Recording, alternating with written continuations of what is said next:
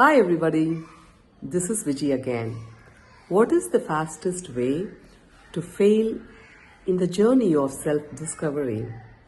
Our true nature is Sat Sit Anandam, a state of bliss, happiness and joy. How many of us are really feeling that?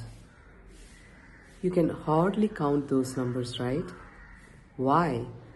Because we don't prioritize our true nature.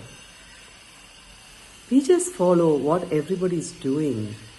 We just go in the rat race, doing the routine, mundane things on a daily basis, feeling overwhelmed, feeling stressed. And then we do that again and again every single day. Why do we do that?